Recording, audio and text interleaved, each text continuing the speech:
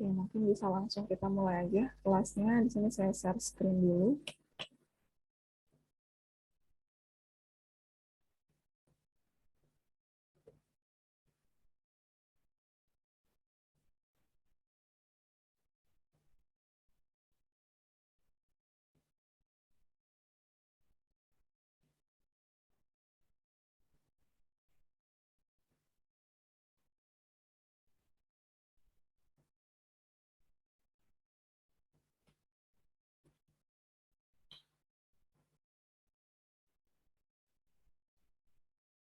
Oke, baik. Apakah PPT-nya sudah terlihat di layar teman-teman semua?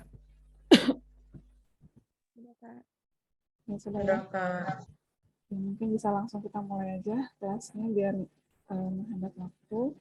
Saya buka dulu ya. Bismillahirrahmanirrahim. Assalamualaikum warahmatullahi wabarakatuh. Selamat pagi semuanya. Pagi, Kak. Waalaikumsalam wabarakatuh. Pagi, Kak. Oke, baik. Selamat datang dan selamat berjumpa kembali ya di kelas tutorial Fisika Dasar 1 untuk TPB 45. Setelah sebelumnya, selama 1 pekan kemarin kalian melaksanakan UTS gitu ya, UTS. Semoga hasilnya memuaskan dari UTS yang sudah dikerjakan kemarin untuk semua mata kuliah gitu. Jadi kita sudah balik lagi ke rutinitas kegiatan belajar mengajar. Jadi di sini kelasnya sudah kembali seperti biasa ya, baik itu kelas besar maupun kelas tutorial seperti itu.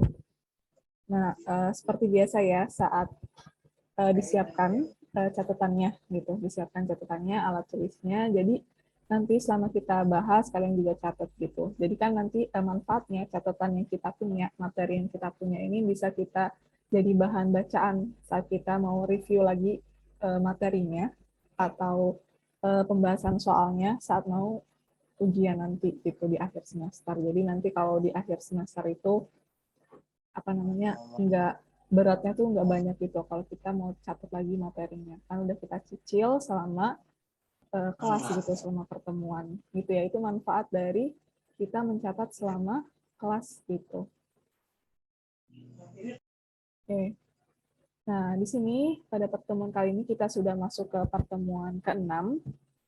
Ya, pertemuan ke-6 seperti biasa pada kelas tutorial sebelumnya. Jadi kita akan membahas sebanyak 6 soal yang kita bahas bareng-bareng gitu ya. Nanti seperti biasa kalau memang ada yang kurang jelas atau kurang paham, itu bisa langsung disampaikan atau bisa langsung ditanyakan gitu ya, tanpa nggak usah sungkan atau takut bertanya, ditanyakan aja gitu biar nanti nggak bingung untuk ke depannya gitu, biar clear kita bahas. Oke. Kemudian di sini, oh ya, untuk pertemuan ke-6 ini kita sudah masuk ke materi baru, yaitu tentang momentum linear, impuls, dan juga tumbukan, gitu ya. Oke, mungkin langsung aja kita bahas ya ke soalnya. Di sini kita mulai bahas dari soal yang pertama. Oke, disiapkan ya alat tulisnya dan sambari dicatat dan kita juga bahas bareng-bareng. Oke, coba perhatikan di sini untuk soal nomor 1. Sebuah mobil Toyota, ini Toyota ya, Toyota Avanza dengan massa 1085 kg bergerak lurus dengan kecepatan awal 72 km per jam ke barat. Oke, jadi dipahami kasusnya di sini ada mobil bergerak lurus dengan kecepatan awalnya 72 km per jam ke barat gitu. Nah, setelah beberapa saat mobil tersebut direm dan setelah 10 detik kecepatannya berkurang menjadi 18 km per jam. Tentukan yang A momentum awal, yang B itu momentum mobil setelah direm, kemudian yang C perubahan momentumnya setelah direm. Oke, jadi saat kita mengerjakan soal fisika ya, saya tekankan lagi, kalian harus tahu nih, harus paham apa namanya kasusnya dari soal gitu. Pahami kasusnya seperti apa dan apa sih yang mau ditanya dari soal itu, maunya kemana gitu, arahnya kemana. Oke. Nah, untuk bisa menambah pemahaman kita nih dari soal yang kita kerjakan, dibiasakan untuk menuliskan diketahuinya dari soal. Itu bisa loh menambah pemahaman kita dari kasus soal yang kita kerjakan gitu. Jadi di sini diketahui ya untuk soal nomor 1, massa mobil ini M kecil itu 1085 kg. Kemudian kecepatan awalnya atau V0 sama dengan 72 km per jam. Kemudian dia bilangkan setelah 10 detik kecepatannya berkurang. Berarti di sini ada waktu. T itu sama dengan 10 detik atau 10 sekon. Kecepatannya berubah menjadi 18 km per jam. Gitu. Oke, selanjutnya yang ditanyakan yang A itu momentum awal atau P0 ya kita simbolkan. Kemudian yang B, momentum setelah direm, berarti momentum akhirnya atau momentum setelah waktu T, saat T sama dengan 10 detik, dan C perubahan momentumnya. Perubahan berarti delta, delta P di sini. Perubahan momentum. Oke, selanjutnya, nah di sini kan kita lihat satuan kecepatan itu kilometer per jam. Di sini ya, kilometer per jam. Dan waktu ini satuannya sekon gitu. Ini beda ya, apa namanya, satuannya gitu. Jadi perlu kita setarakan nih, baru bisa kita operasikan. Jadi di sini kecepatannya kita konversi ke dalam satuan meter per detik, ya satuan internasional gitu. Jadi gimana nih caranya konversi satuan? Saya review kembali ya. Untuk mengonversi satuan kilometer per jam menjadi meter per second. Nah, di sini ada kecepatan awal 72 km per jam ya, kan kayak gini tulisannya. Jadi kilometer ini kita konversi ke dalam satuan meter, yaitu dikali 1000 ya, 72 dikali 1000 meter, dibagi, nah ini kan 1 jam. 1 jam ini mau kita konversi ke dalam second, yaitu 3600 second atau detik. Nah, 72.000 dibagi 3.600, dapatlah hasilnya 20 meter per detik. Gitu. Nih, hasil konversi dari 72 km per jam itu setara dengan 20 meter per detik.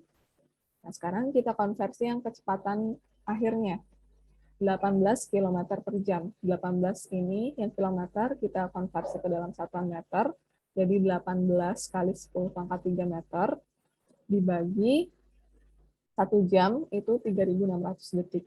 Nah, dapatlah 18.000 dibagi 3.600, 5 meter per detik. Nih, kecepatan dari 18 km per jam setara dengan 5 meter per detik. Gitu. Oke. Ini sudah kita konversi ya satuannya. Jadi sudah setara. Oke, selanjutnya kita coba bahas untuk soal nomor 1. Nah, diperhatikan untuk pembahasannya ya. Kita bahas bareng-bareng. Nah, langkah pertama yang perlu kita lakukan adalah apa? Menggambarkan arah mata anginnya atau menggambarkan kasusnya dari soal nomor 1 ini. Tadi kan dia bilang mobilnya itu bergerak ke arah barat. Gitu. Nah, arah barat itu kemana? Jadi kita gambar dulu ya arah mata anginnya. Seperti ini. Yang sebelah sini diperhatikan pointernya. Sebelah sini itu barat. Sebelah atas, vertikal atas ini utara. Kemudian horizontal ke kanan ini timur. Dan vertikal bawah itu selatan gitu. Nah, misalkan titik merah ini adalah titik asalnya atau titik originnya si mobil ini berada gitu. Tadi kan di kasus soal nomor 1 mobilnya bilang kalau dia itu bergerak ke arah barat, oke, ke arah barat. Terus dia ngerem di sini. Misalkan ngerem kan, jadi kecepatannya berhenti sejenak. Oke, kemudian setelah 10 detik kecepatannya berubah jadi 18 km per jam tadi setelah dia ngerem gitu. Oke, mobil bergerak lurus dengan kecepatan awal ke barat. Oke, jadi udah paham ya, udah kita pahami tuh dari kasus soal nomor 1. Nah, coba kita gambarkan situasinya kurang lebih seperti ini gitu. Oke, kemudian coba kita bahas di sini dimulai dari yang A dulu ya. Yang A itu adalah momentum awal mobil atau P0 ya. Momentum itu simbolnya P, P kecil. Nah, momentum itu komponennya terdiri massa dikali kecepatan. Jadi kalau di sini momentum awal mobil berarti massa dikali kecepatan awal mobilnya. Oke, di sini tinggal kita masukkan aja nilai dari masing-masing komponennya. Massanya 1085 kg dikali kecepatan awalnya 20 meter per detik. Nah, didapatlah momentum awal mobil itu sebesar 21.700 kg meter per detik. Nah, saya tekankan lagi di sini. Jangan lupa menuliskan satuannya, minimal pada bagian akhir ya. Karena fisika, setiap besaran itu pasti punya satuan gitu. Oke, satuan momentum kilogram meter per detik. Kalau nggak dari awal, boleh kalian masukkan ya. Jadi masanya itu kilogram, kecepatan itu meter per detik. Biar nggak lupa dan biar tahu. Oh, ini kenapa sih momentum satuannya kilogram meter per detik? Karena dari ini, dari lihat urutan pengerjaannya atau perhitungannya. Dapatlah ini sesuai gitu kan ya satuannya. Oke, kemudian kita lanjut ke yang B. Yang B itu momentum mobil setelah direm. Jadi atau momentum pada waktu T ya. Nah, setelah waktunya itu 10 detik. Momentum pada waktu T itu sama dengan massa dikali kecepatan pada waktu T itu gitu. Nah, di sini berarti massanya sama, massa mobil ya 1085 kg dikali kecepatannya. Tadi kan setelah direm dia kecepatannya 5 meter per second gitu. Nah, dapatlah momentum mobil setelah direm itu sebesar 5.425 kg meter per detik. Nah, arah momentum setelah direm ini ke barat gitu ya, tetap ke barat. Dan jangan lupa untuk menuliskan apa satuannya juga gitu. Oke, lanjut ke pembahasan yang selanjutnya ya. Yang C. Nah, yang C adalah yang ditanya itu perubahan momentum setelah direm. Nah, perubahan momentum ini berarti delta ya, delta momentum. Nah, kalau delta berarti selisih. Selisih dari apa? Selisih momentum akhir dikurang momentum awal gitu. Selisih sudah pasti dikurang gitu ya. Berarti di sini kan kita sudah punya tuh yang bagian A tadi momentum awalnya dan yang bagian B momentum akhirnya. Nah, ini bisa kita gunakan untuk mencari perubahan momentum di bagian C. Jadi kita masukkan momentum pada waktu T 5.425 kg meter per detik dikurang momentum awalnya 21.700 kg meter per detik. Nah, didapatlah perubahan momentumnya minus 16.275 kg meter per detik gitu. Nah, momentumnya berubah karena kecepatannya ya. Tentu ya, tadi kan kecepatannya tuh berubah tuh dari tadinya 20 meter per detik terus berubah jadi apa namanya? 5 ya, 5 meter per detik. Nah, itu menyebabkan momentumnya juga berubah nilainya gitu. Karena kecepatannya berubah, momentumnya berubah. Tapi arah mobilnya tetap mengarah ke barat gitu. Ya mungkin ini untuk soal nomor 1 bisa ya. Ada yang ditanyakan nggak untuk soal nomor 1?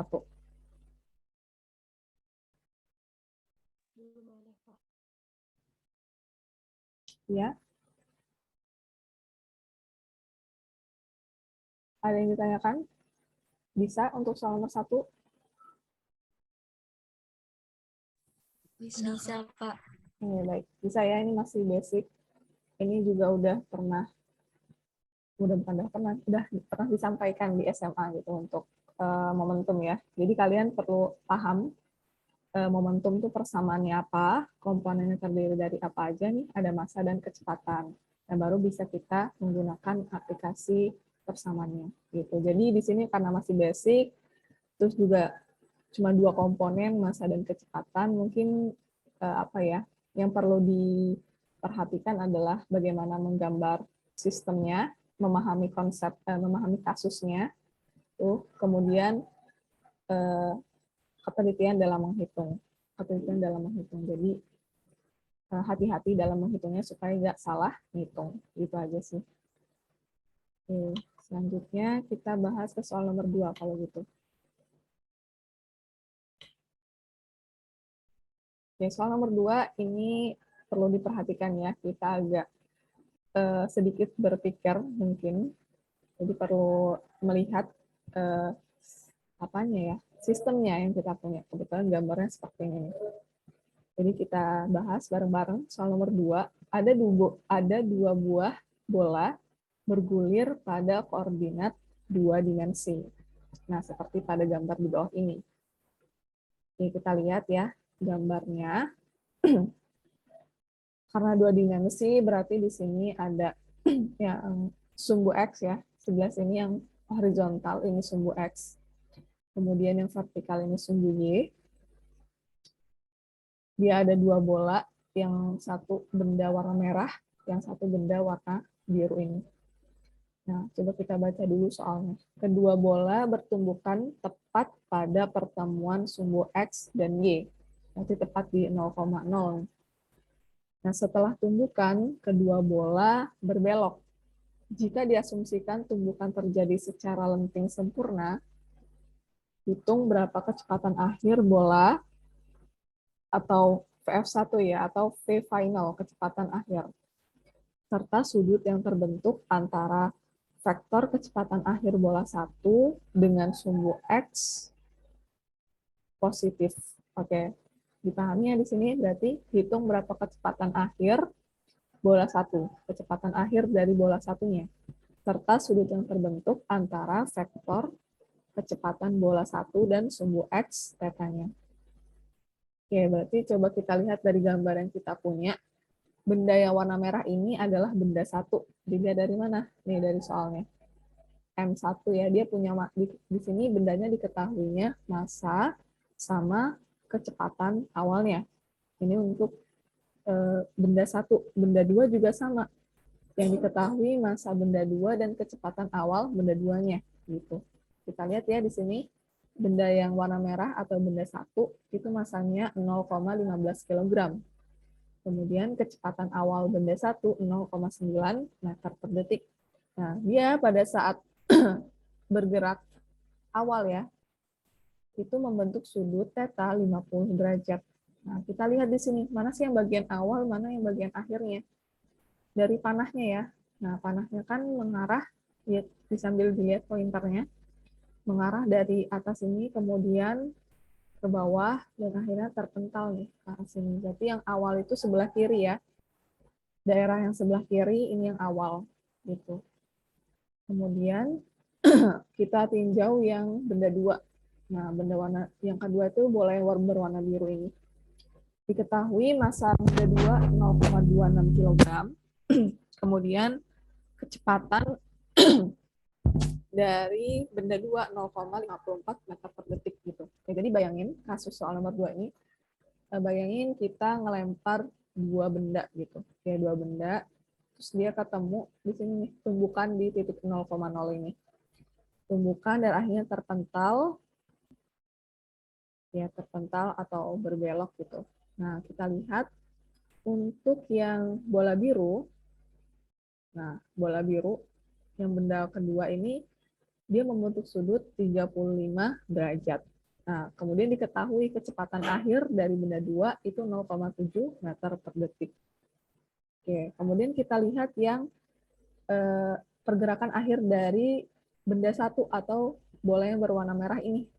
Nah, ini dia nggak diketahui nih tetanya. Dan juga kecepatan akhir benda 1 juga nggak diketahui. Nah, ini yang perlu kita cari. Kecepatan akhir dari benda 1 dan berapa sih sudut tetanya terhadap sumbu X positif ini. Oke, gitu ya. Dipahami kasusnya dari soal yang kita kerjakan gitu. Kalau kita sudah paham, ya insya Allah kita dapat feelingnya dan intuisinya untuk mengerti gitu. Oke, berarti seperti biasa ya, kita tuliskan diketahui dari soalnya. Nih. Sudah saya tuliskan, ini diketahui ada massa, kecepatan, kemudian sudut tetanya ya. Nah, yang ditanyakan kecepatan akhir atau V final benda 1 dan tetanya berapa. Oke. Terus kita lanjut langsung bahas nih ke pembahasan dari soal nomor 2. Oke. Nah, perhatikan di sini untuk pembahasannya. Nah, langkah pertama yang perlu kita lakukan adalah di sini kita akan mencari kecepatannya gitu. Karena dia membentuk sudut theta, berarti di sini kita harus meninjau satu-satu kecepatannya terhadap sumbu X dan terhadap sumbu Y ya. Baik itu untuk benda 1 dan benda 2. Nah, coba perhatikan di sini. Kita lihat dulu untuk benda 1 ya. Nah, untuk benda 1, Nah, karena di sini ada awal dan akhir, berarti kita tinjau masing-masingnya. Untuk kecepatan awal benda satu yang di sumbu X, terhadap sumbu X ya. Nah, di sini berarti benda satu yang warna merah. Nah, terhadap sumbu X berarti V0 1X sama dengan V0 1 sin theta 1, gitu ya. Kemudian kalau sudah kita lihat yang V0 1Y-nya terhadap sumbu Y-nya. Nah, kalau sudut tetanya di sini berarti V0 1Y sama dengan V0 1 cos theta 1. Oke, ini sudah clear untuk kecepatan awal dari benda satunya yang udah kita tinjau terhadap sumbu X dan sumbu Y. Sekarang kita lihat untuk apa namanya, yang benda satu tapi yang ini ya, kecepatan akhirnya. Ya, kecepatan akhirnya berarti kan yang VF 1X itu yang ditanya. Berarti nggak, yang ditanya, berarti ya udah, nanti aja kita keep dulu. Selanjutnya untuk yang benda duanya sekarang. Nah, benda yang kedua di sini, benda yang kedua dia ternyata terletak tepat di sumbu X. Ya, tepat di sumbu X berarti V02X itu sama dengan V02X. Gitu ya, tetap. Berarti V02Y-nya sama dengan 0. Karena lihat ya, di sini letaknya tepat di sumbu X. Berarti V02Y-nya 0. Oke, sekarang kita tinjau yang ini. Akhirnya. Posisi akhirnya dari benda 2. Nah, dari benda yang kedua, kita lihat terhadap sumbu X dulu ya. Terhadap sumbu X berarti VF, V final 2X itu sama dengan V final 2 cos theta 2 ya, kalau terhadap sumbu X. Nah, kalau terhadap sumbu Y berarti di sini, kalau tetanya di sini, theta 2-nya, V final 2Y sama dengan V final kecepatan akhir benda 2 sin theta 2. Oke, clear ya di sini untuk kita meninjau kecepatannya terhadap sumbu X dan sumbu Y karena dia membentuk sumbu theta gitu. Oke, langkah selanjutnya. Nah, di sini. Tumbukan yang terjadi dianggap lenting sempurna, sehingga berlaku hukum kekalan momentum linear. Nah, di sini berlaku hukum kekalan momentum. Hukum kekalan momentum itu berarti momentum awal sama dengan momentum akhir, gitu ya. Nah, di sini kita perlu meninjau dulu, kan tadi kita punya komponen X dan komponen Y, kecepatannya. Nah, yang pertama yang kita cari untuk komponen X-nya dulu. Berarti di sini momentum X awal sama dengan momentum X akhir. Gitu. Nah, kita sudah tahu ya, momentum itu kan komponennya terdiri massa dikali kecepatan. Gitu. Berarti di sini untuk kondisi momentum awal, ya di sini berarti ada massa benda satu, kemudian dikali kecepatan awal benda satu yang di sumbu X, ditambah massa benda 2 dikali kecepatan benda 2 dikali X. Nah, ini karena kebetulan juga kasus nomor 2 itu ada dua benda, ya benda 1 dan benda 2, jadi dijumlahkan ya momentum awal benda 1 ditambah momentum awal benda 2. Gitu. Begitupun untuk yang momentum akhirnya. Jadi momentum untuk benda 1 ditambah momentum akhir untuk benda 2. Jadi kecepatannya di sini untuk V final, kecepatan akhir benda 1, dan kecepatan akhir benda 2-nya. Di sumbu X ya, karena kita mau cari komponen X-nya dulu. Oke. Jadi dipahami dulu. Oke, kemudian kita turun ke bawah nih ke line selanjutnya. Sekarang kita mau masukkan si V0 1X-nya, kan sudah kita cari. V0 1X itu V0 1 sin theta 1. Kemudian V0 2X-nya tetap ya, V0 2X dari yang udah kita tinjau nih yang sebelah kiri ini. Kemudian V final dari benda 1 itu kan ini yang mau kita cari terhadap sumbu X. Ini yang mau kita cari. Jadi ini tetap aja. Kemudian yang V final 2 cos theta 2 ya. VF2X itu V F2 cos theta 2 gitu. Nah, kalau sudah kita punya nih persamaannya. Sekarang tinggal kita masukkan aja nilai dari masing-masing komponennya. Massa benda 1 0,15 kg. Kecepatan benda 1 0,9 meter per detik yang diketahui dari soal. Theta 1 berapa? 50 derajat. Nah, sin 50 derajat.